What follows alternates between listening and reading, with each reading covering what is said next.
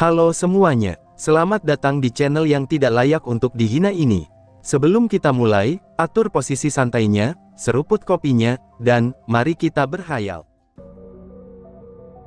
Bayu melihat banyak energi kehidupan yang masuk ke dalam intinya, dan itu membuat dirinya tersenyum. Meskipun dia tidak bisa menyerapnya, tapi itu bukan berarti intinya tidak bisa. Tapi setelah melihat bagaimana Lin Tian ingin dia hidup kembali, Bayu hanya dapat menghela nafas lega. Untuk mencapai tingkat ke-10 di alam rahasia, itu mungkin saja tidak akan dapat dilakukan oleh Lin Tian. Karena dia pun tahu betapa sulitnya untuk naik ke dalam tingkat ke-9 itu, apalagi ada ingin naik ke tingkat ke-10, maka hal itu hampir sangatlah mustahil. Dia berbicara begitu agar Lin Tian tidak patah semangat, karena tidak dapat kembali menghidupkan Bayu. Maka dari itu, dia berbicara seperti itu padanya. Anakku, aku hanya ingin kamu tetap sehat dan selamat. Tapi jika memang kamu berhasil menghidupkan aku lagi, maka yakinlah, aku, pelindung alam binatang suci, Bayu, tidak akan membiarkan orang lain membuatmu sedih, ucap Bayu dengan serius. Cerita berpindah. Apakah anak itu belum keluar juga, ucap Dewa Tombak yang terlihat sedang bermain catur, dengan seorang pria setengah baya. Aish, bagaimana bisa dia keluar begitu cepat? Mungkin masih membutuhkan waktu beberapa tahun lagi, ucap pria itu sambil menggerakkan caturnya. Dia benar-benar membuatku sakit kepala, ucap Dewa Tombak. Mendengar perkataan Dewa Tombak, pria itu menggelengkan kepalanya. Harusnya dialah yang membuat anaknya sendiri sakit kepala, itu setelah apa yang dia lakukan kepada anaknya. Bagaimana menurutmu dengan kejadian baru-baru ini? Ucap Dewa Tombak dengan serius. Pembukaan alam rahasia, itu akan menjadi hari di mana kekacauan akan dimulai, balas pria itu dengan wajah serius. Oh, dewa yang bebas sepertimu saja bisa mengatakan sesuatu seperti itu, sungguh tidak biasa, ucap Dewa Tombak. Bukan aku yang menginginkannya, tapi itu adalah kenyataannya sejak Kaisar Langit tidak ada lagi. Alam langit menjadi kosong, dan cepat atau lambat orang yang mewarisinya akan muncul dan akan memicu perang lagi, ucap pria itu dengan serius. Mendengar perkataan pria di depannya ini, Dewa Tombak terdiam sejenak. Memang benar apa yang dikatakan orang ini. Sejak Kaisar Langit tidak ada meskipun semua alam terlihat tidak ada pergerakan, tapi sebenarnya itu hanyalah awal dari malapetaka. Karena cepat atau lambat malapetaka itu pasti akan datang, dan semua alam pasti akan dalam kekacauan yang besar. Tapi aku tidak mengerti, kenapa Kaisar Langit mengunci alam langit dari dunia dewa, ucap Dewa Tombak. Aku juga tidak tahu, tapi yang jelas setelah 5 dewa alam bawah berkhianat, lalu orang misterius itu muncul, semuanya menjadi tidak jelas, ucap pria itu. Dia adalah dewa yang selalu bebas, dan dia juga tidak mau menjadi penguasa alam lainnya. Tapi dia termasuk dewa terkuat di alam langit, dan dijuluki sebagai Dewa Pedang Sabar. Dia sebenarnya berasal dari alam pedang yang terkenal, di mana semuanya adalah orang-orang yang berlatih pedang maupun sabar. Dan orang ini memiliki hubungan dengan istana pedang di alam pedang tersebut. Karena dia terlalu bebas dan tidak ingin terikat, dia selalu berkeliling alam langit untuk mendapatkan wawasannya sendiri. Jika Dewa Pedang Sabar berkata seperti itu, berarti kemungkinan besar ada sesuatu hal aneh yang ada di sana bukan, ucap Dewa Tombak. Lalu Dewa Pedang Sabar hanya diam saja. Karena dia seringkali pergi ke berbagai alam, tentu saja dia pernah melihat istana langit dari dekat. Bahkan dia juga pergi ke 4 jenderal langit, dan melihat beberapa rahasia di setiap tempat dari 4 jenderal itu. Aku sebenarnya hanya tahu sedikit, tapi apakah kamu benar-benar ingin tahu? Ucap Dewa Pedang Sabar kepada Dewa Tombak dengan serius. Oh, apa itu? Coba katakan saja, ucap Dewa Tombak dengan santai. Dewa Pedang Saber tersenyum, lalu dia mengatakan beberapa kalimat. Tetapi wajah Dewa Tombak dalam sekejap berubah menjadi tidak karuan. Apakah kamu yakin? Ucap Dewa Tombak. Aku sih tidak yakin, tapi itu mungkin saja, ucap Dewa Pedang Saber dengan serius. Tentu saja dia sendiri tidak tahu, apakah hal yang dia simpulkan ini benar atau tidak. Karena jika benar, maka kemungkinan besar seluruh dunia dewa akan jadi medan perang. Aku tidak menyangka kalau benda seperti itu ada di sana, tapi siapa yang berani meletakkan benda itu di dunia dewa? Bukankah dia takut kalau dunia dewa akan hancur, dan itu akan mengganggu seluruh dunia lainnya? Ucap Dewa Tombak. Tentu saja itu ulah dari Kaisar Langit. Kemungkinannya dia tidak dapat menyerap atau mengendalikan benda itu, dan kemudian dia menyimpannya di sana, ucap Dewa Pedang Saber. Mendengar penjelasan itu, Dewa Tombak menjadi serius. Jika itu benar, maka alasan terjadinya perang pada waktu itu, ini akibat perbuatan Kaisar Langit saat itu adalah benar. Alam rahasia akan terbuka, dan aku pun harus bersiap kembali ke alam pedang, ucap Dewa Pedang Saber. Oh, sangat jarang kamu kembali ke alam pedang. Jadi apa yang membuatmu ingin kembali? Tanya Dewa Tombak. Tidak ada apa-apa, tapi hanya ada beberapa hal yang berhubungan dengan alam rahasia. Sekakmat, kamu kalah. Ucap Dewa Pedang Saber yang mengakhiri permainan. Melihat dirinya kalah, Dewa Tombak hanya tersenyum. Dia tidak terlalu peduli dengan menang atau kalah di dalam permainan catur ini. Perlahan-lahan Dewa Pedang Saber berdiri berbalik, dan dia bersiap untuk pergi dari sana. Tapi dia tiba-tiba saja berhenti di tempatnya. Bersiaplah. 4 alam yang selalu diam itu, mereka akan bergerak saat alam rahasia terbuka, ucap Dewa Pedang Saber, lalu menghilang di depan Dewa Tombak. Mendengar perkataan Dewa Pedang Saber, wajah Dewa Tombak menjadi serius. 4 alam itu akan ikut serta kali ini ya. Ini pasti akan jadi pesta yang meriah untuk bertemu dengan teman-teman lamanya, gumam Dewa Tombak. Dia sedikit tersenyum di tempat duduknya, lalu sosok cantik muncul di belakang Dewa Tombak. Dia melihat suaminya tersenyum sendiri, dan itu membuatnya merasa aneh dan bingung. Kenapa kamu tersenyum? Apakah kamu tidak khawatir? Ucap istrinya itu. Aku, tentu saja tidak. Yang seharusnya khawatir adalah orang-orang yang saat ini ingin masuk ke dalam istana langit, ucap Dewa Tombak dengan santai.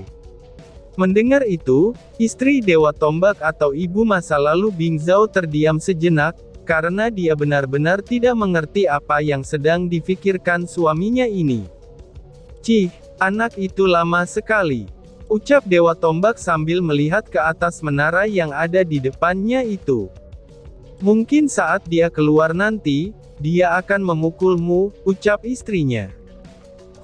Aku ingin lihat, apakah dia bisa memukul pantatku, ucap Dewa Tombak dengan tersenyum. Mendengar perkataan suaminya, istri Dewa Tombak tak dapat berkata-kata lagi. Karena dia tahu sifat anaknya yang telah bereinkarnasi ini, dan sifatnya sudah berbeda dari sifatnya yang dulu. Dia sangat yakin, kalau anaknya ini akan bertarung saat keluar dari sana untuk melampiaskan kekesalannya kepada Dewa Tombak. Hahaha, lagian, dia itu hanyalah bocah nakal saja, jadi mana mungkin, ucap Dewa Tombak dengan wajahnya yang berubah, karena ada sesuatu yang muncul ke arahnya. Bang, dasar tua bangka, sudah saatnya membayar hutangmu padaku, ucap seseorang. Dan, boom, hei tua bangka, sudah saatnya menghitung hutang kita, ucap sosok yang dengan cepat muncul di depan Dewa Tombak. Melihat sosok yang keluar itu, Dewa Tombak merasa cukup kaget. Jika dia tidak menghindar, mungkin dia akan terlempar dari tempat duduknya itu. Sedangkan istrinya hanya tersenyum manis, sambil melihat pria yang muncul itu tanpa sedikit pun bergerak dari tempat dia berdiri sebelumnya. Selamat datang kembali nak, ucap istri Dewa Tombak sambil tersenyum.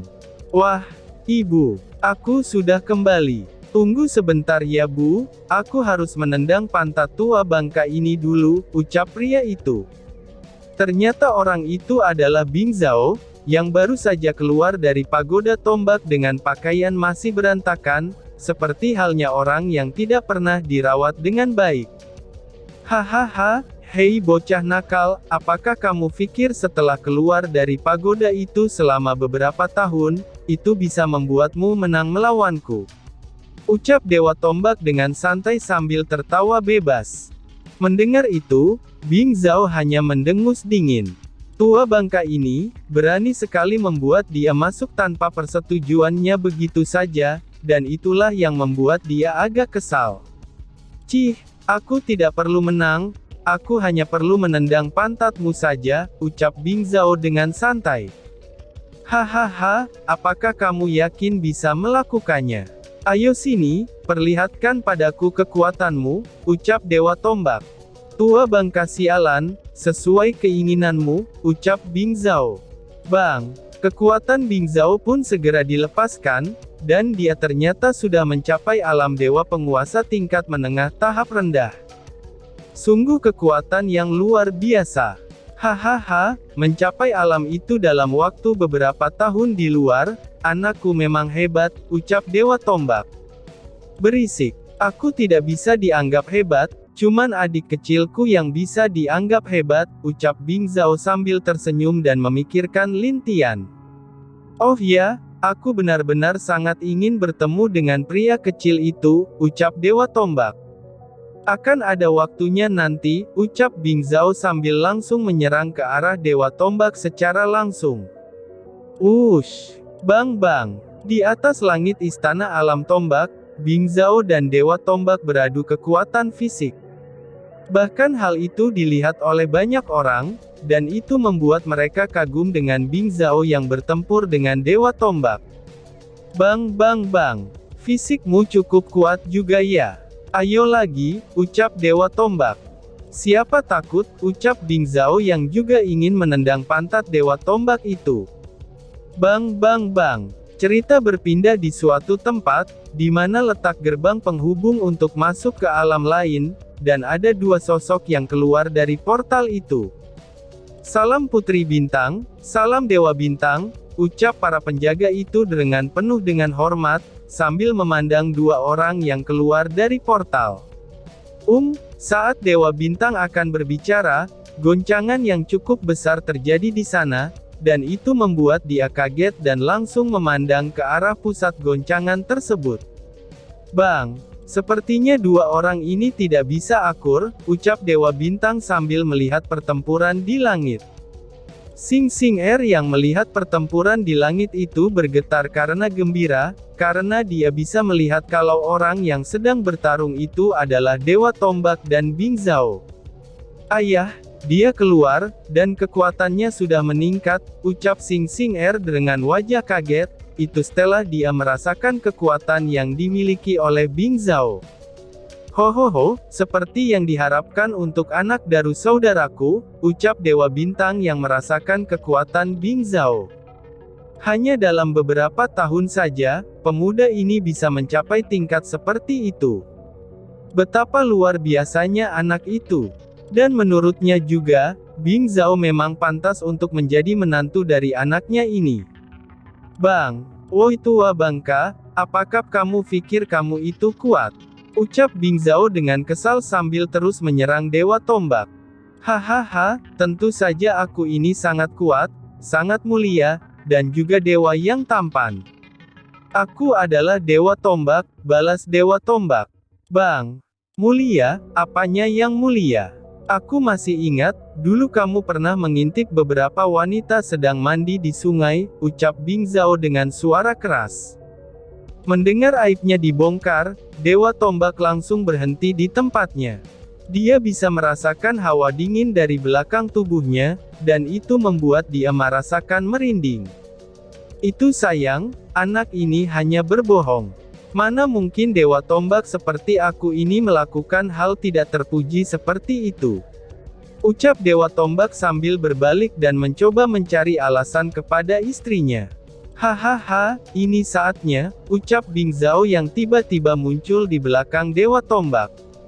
Terimalah ini tua bangka, ucap Bing Zhao. Wush, bang, Dewa Tombak langsung menjerit dan melesat seperti meriam ke bawah tanah dengan sangat kuat.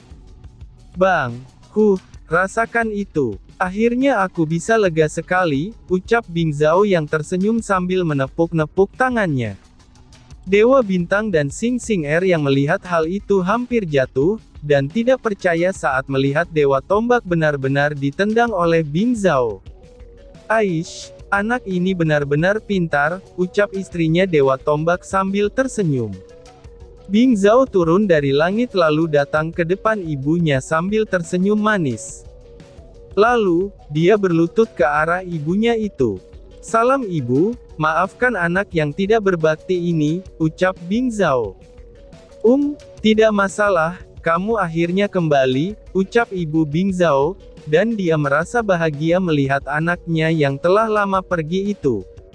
Bang, anak sialan, kenapa kamu hanya hormat pada ibumu saja, dan kepadaku kamu malah menendang pantatku? Ucap Dewa Tombak Deng penuh kekesalan. Woi tua bangka, kamu yang duluan mencari masalah. Baru saja aku datang ke sini, kamu langsung melemparkan aku ke dalam pagoda itu, ucap Bing Zhao dengan marah.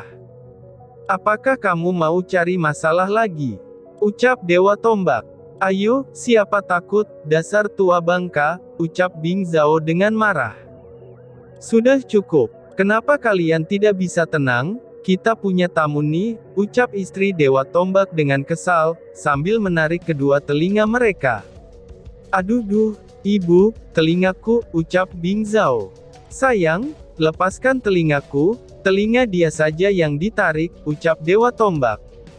Tua bangka bajingan, teriak Bing Zhao. Bocah durhaka sialan, teriak Dewa Tombak. Hahaha. Sepertinya sangat meriah di sini, ucap Dewa Bintang yang muncul di depan ketiganya sambil tersenyum. Bing Zhao yang melihat wanita di belakang Dewa Bintang tersenyum lembut, dan dia sudah tidak lagi mempedulikan Dewa Tombak. Apa kabar Xing Er? Ucap Bing Zhao. Aku baik-baik saja. Bagaimana denganmu saudara Bing? Balas Xing Xing Er yang agak malu, saat melihat Bing Zhao yang masih berantakan. Melihat itu, Bing Zhao langsung tahu kalau dirinya sedang kacau. Karena dia baru saja keluar dari pagoda tombak, jadi dia hanya bisa menggaruk kepalanya saja. Sayang, sana kembali dulu ganti pakalanmu, ucap istri Dewa Tombak. Iya bu, ucap Bing Zhao dan bersiap pergi dari sana. Xing Xing Er, kamu bisa ikut dengan Bing Zhao, ucap Dewa Bintang. Baik ayah, ucap Xing Xing Er. Akhirnya kedua orang itu pun pergi bersama ke tempat tinggal Bing Zhao, dan tentu saja dia masih ingat di mana dia pernah tinggal dulu. Setelah keduanya pergi, wajah Dewa Bintang menjadi serius saat menatap Dewa Tombak. Melihat keseriusan Dewa Bintang, Dewa Tombak menjadi merasa aneh. Ada apa saudaraku? Tanya Dewa Tombak. Dan tiba-tiba saja bersambung. Sekian dan terima kasih banyak. Bye-bye.